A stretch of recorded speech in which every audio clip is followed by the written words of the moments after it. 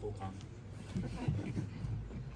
Madame la sous-préfète, monsieur le maire de Villaudric, cher Philippe, chers et chers restaurateurs Sandra et Olivier Vérec, monsieur le conseiller régional représentant la région Occitanie et sa présidente Carole Delga, monsieur le vice-président du conseil départemental en charge de l'agriculture et de l'alimentation, madame la conseillère départementale, chère Sandrine Choureuse, mesdames et messieurs les élus, venus nombreuses et nombreux, mesdames et messieurs représentants du monde économique local, du tissu local et entreprises qui sont intervenus sur ce magnifique restauration, mesdames et messieurs en fonction de qualité, et puis chers amis, et dans les chers amis, bien sûr, cher Denis, on se connaît depuis une vingtaine d'années, et c'est toujours un plaisir de te rencontrer, cher Denis. Un plaisir d'être avec vous aujourd'hui pour inaugurer cet ancien presbytère magnifiquement rénové qui accueille maintenant ce nouveau restaurant Eau de Vigne, intéressant comme jeu de mots, mais qui a une vraie symbolique ici dans le frontonnet. Monsieur le maire, cher Philippe, avec ton équipe municipale, je pense que vous avez beaucoup travaillé pour arriver à ce projet. Ça prend des mois, tu l'as très bien décrit. C'est jamais simple, tu as très bien décrit le parcours et tu as très bien décrit la situation dans laquelle on se trouve. Je pense que vous pouvez être fiers de ce résultat. Avec à sa tête Sandra et Olivier, l'ouverture de ce restaurant Eau de Vigne montre la dynamique aussi, le dynamisme de ce territoire et de Villaudric. Oui, on a en Haute-Garonne des villages ruraux qui ont des identités, mais qui vivent bien et qui ne se dévitalisent pas. C'est ce qui est important de noter. La Haute-Garonne accueille beaucoup d'habitants et pas que Toulouse. Ça se répartit. Alors, pas de manière homogène, au fin fond des Pyrénées, c'est un peu plus compliqué, mais aucune commune de département ne perd d'habitants et donc pour cela, il faut des services, tu l'as très bien décrit, il faut de l'économie résidentielle, des commerces, des restaurants et je pense que des restaurants qui ont une identité comme celui qui s'ouvre depuis quelques jours, c'est important. On connaît la cuisine d'Olivier et de Sandra. On a pu l'apprécier, sa cuisine créative. Alors moi, je ne suis jamais allé dans ton restaurant l'étang d'eau, mais j'ai découvert quand même la cuisine depuis longtemps, puisque son savoir-faire et surtout le fait que Olivier travaille les produits locaux et les produits haut-garonnais fait que c'est aussi un ambassadeur de nos terroirs haut-garonnaises et haut-garonnais sur les grandes manifestations agricoles ou de l'alimentation ou touristique. Donc finalement on connaît la cuisine d'Olivier sans être allé à l'une de ses tables.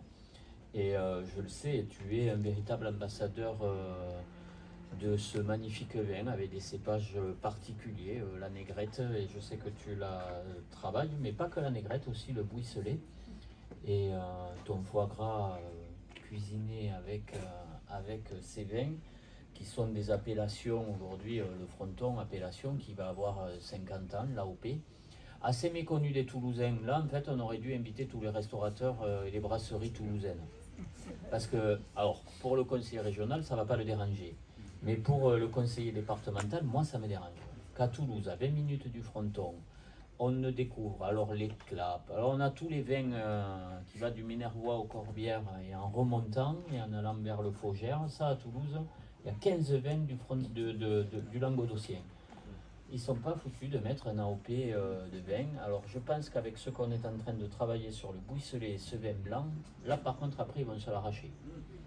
Voilà, parce que c'est là aussi un cépage unique au monde, comme la négrette, et qui est chez nous, assez méconnu. Et alors quand on voit les vins, ce matin je suis allé visiter, je suis allé encore discuter avec le président du syndicat du frontonnet.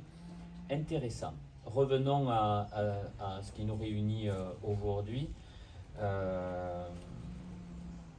On a à travailler ensemble pour faire reconnaître nos terroirs et avoir des ambassadeurs qui puissent s'implanter.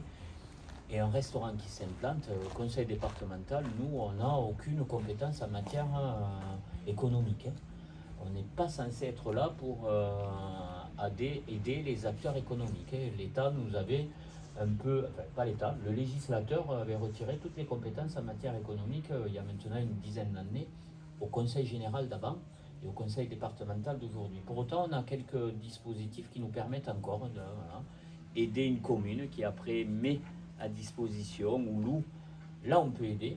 On a un petit dispositif qui s'appelle Créon 31 qui fait qu'on a pu aider la commune de Villaudric pour investir, rénover ce lieu, et donc c'est une aide un peu directe pour maintenir des commerces de proximité là où il n'y en a plus.